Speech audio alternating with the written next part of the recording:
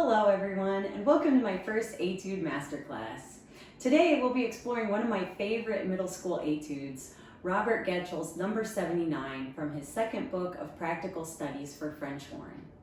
We will look at this etude in two parts, the beginning to the double bar and the double bar to the end. This is part one. Let's start at the beginning. You might not notice a time signature right away, but we do see the letter C where our time signature usually would be. That C stands for common time, which is just a fancy way of saying 4/4.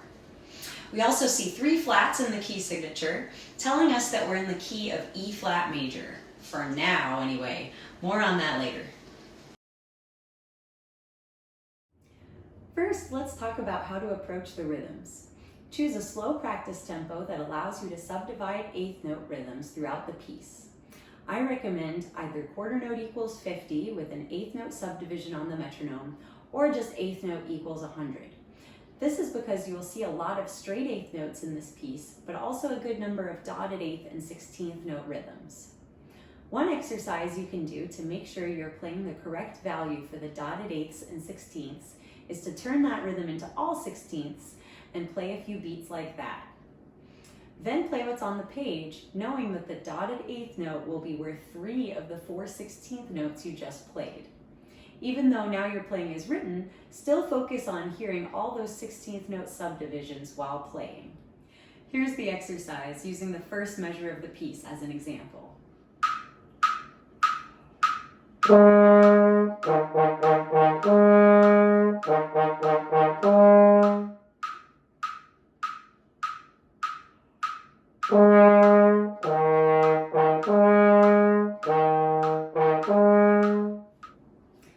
It's also important to make sure the long notes and rests are counted for their full value. Much of the melody is in eighth notes, so it's easy to accidentally play the quarter notes as eighth notes as well if you're not subdividing the eighth note rhythm. After a quarter note is also a great spot to take a breath to avoid breathing on bar lines and interrupting the flow of the piece. Now let's take a look at the notes. We know from the key signature that we'll have B flat, E flat, and A flat in this piece. Make sure you know what the fingerings are for these notes and how they are fingered in the higher and lower octaves. Consult a fingering chart if you're not sure.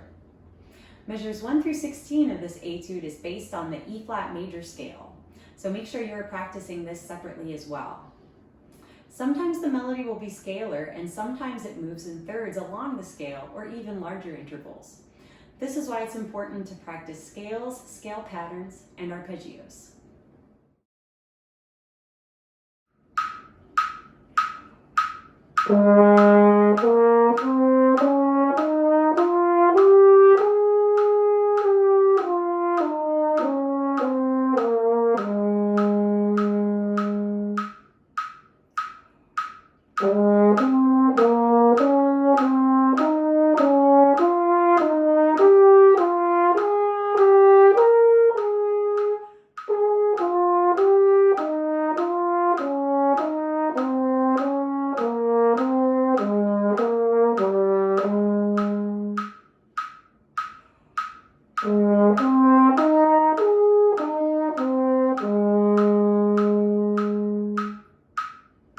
It's always good to take a moment and audiate the piece.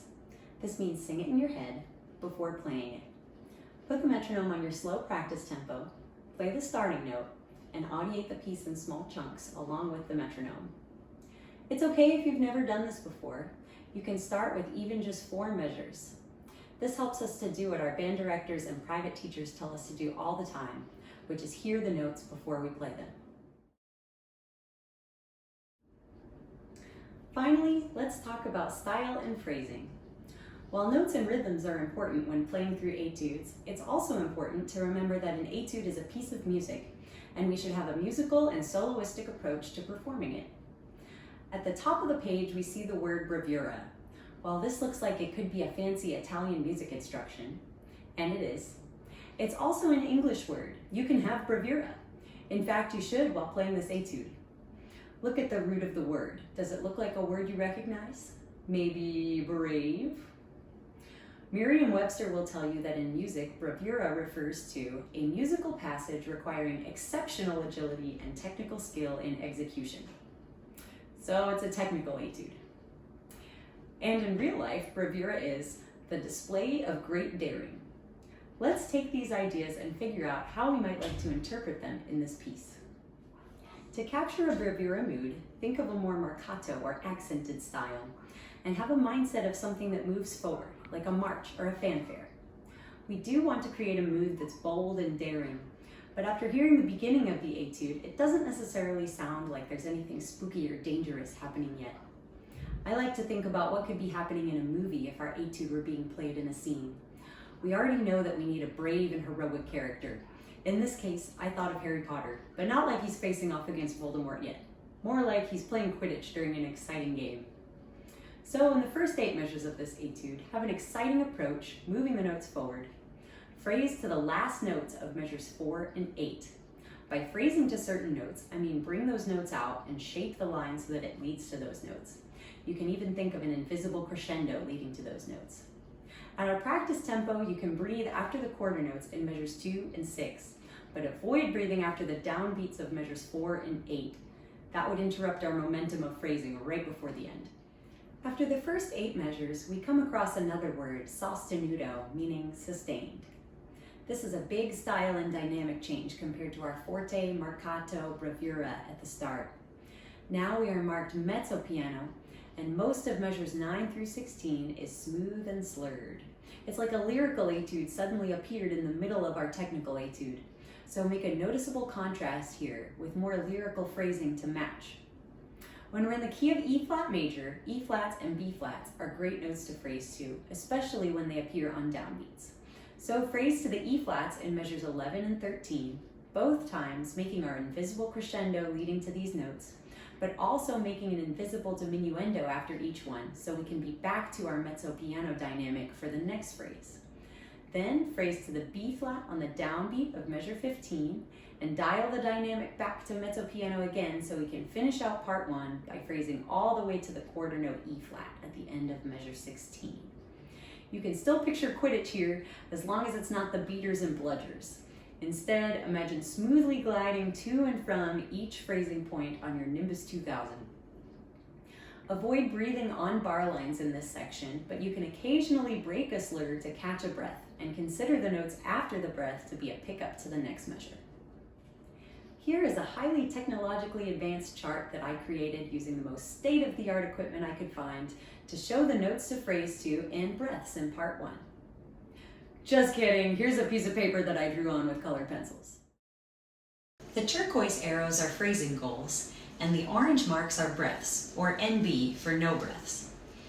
Note the printed dynamic changes and the implied phrasing dynamic changes that I marked with a dotted line to represent the invisible crescendos and diminuendos. Feel free to pause the video and mark all of this on your own page. Now that we've covered the basics, here is a recording of part 1 of number 79 at the practice tempo and with the metronome on, so you can play along as well. I chose to think of the tempo as 8th note equals 100, but quarter note equals 50 with 8th note subdivisions would also be all right.